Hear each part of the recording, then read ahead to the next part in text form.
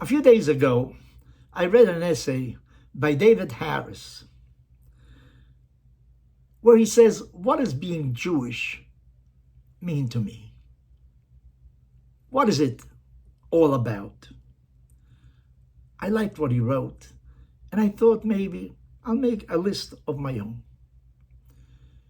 I think that to be Jewish, and I think he also says that, is to feel that you're part of a group. You're not alone. You belong to society, to a societal group. As a matter of fact, we started as a family. Abraham and Sarah, not one. It isn't one only. It's always as part of a group. So, Kol Yisrael arevim ze lazeh. All Jews are responsible one for another. I always have to feel that if society isn't advancing, I won't advance. I am part of a group. What is good for the group eventually will be good for me too. And what is good for me eventually should be good for the group also. In other words, I shouldn't think of myself exclusively. I shouldn't be enamored with myself. I should always think of myself as I am part of a group. I think that to be Jewish also means from time to time, I have to examine and think, what have I accomplished in this world?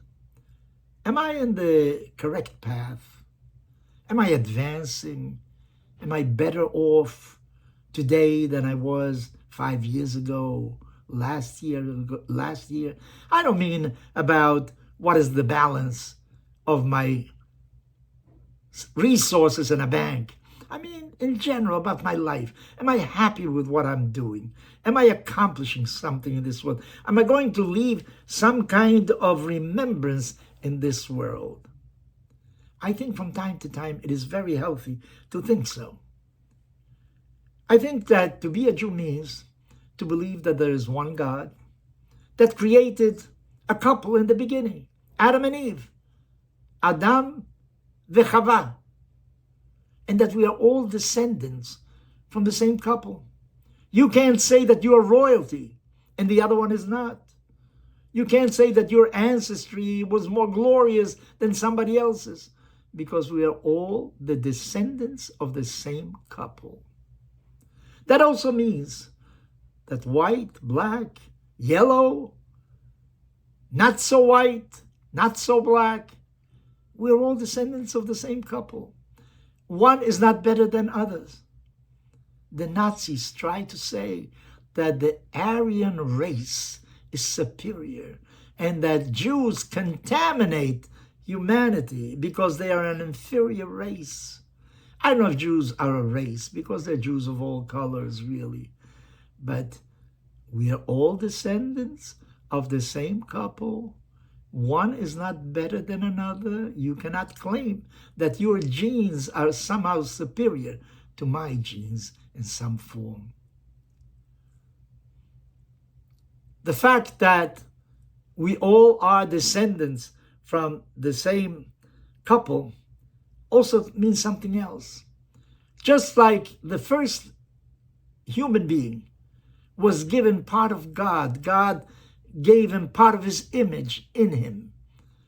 There is some spirituality in him. So do I have. In other words, I'm not only a human being that is in this world to eat and to work and to do things. I also have a neshama, some kind of soul, some kind of spirit that is really part of God.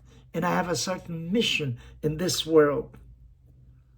To be Jewish, I think, also means there's no limit to progress. You have not reached the limits of science. I remember reading a book called The Limits of Science. I don't think so anymore. There's artificial intelligence suddenly. There's the internet. There's so many new things that open wide horizons for humanity. I don't think you can say that we have achieved everything already. There's another thing that to be Jewish means. You may eat, and I understand there are championships of how many hot dogs you can eat in one day, and they're champions for that. But there comes a time where you can't eat anymore. You're full. But your mind never gets full. No matter how much you study, there's always room for more learning. There's almost an illimited place, almost illimited capacity. You have a hard disk that has so many gigabytes, you can never really fill it. I remember once seeing a comic someplace that he came out as a drunk, and he tried to drink something and it just poured out of his mouth, and he said, I must be full. Nothing fits in anymore. Maybe in your stomach it doesn't fit anymore, but your mind is never full. I think that you can always learn. It is no wonder that in Jewish tradition, the most important thing, things that have no limit, is the study of Torah, because your mind is never filled. Well, this is what being Jewish to me means. But maybe many others can identify with that as well, because there were great physicists in this world, great intellects, whose mind was never filled. I think I once read that we probably use no more than 10% of our intellectual capacity. 90% still waits to be filled.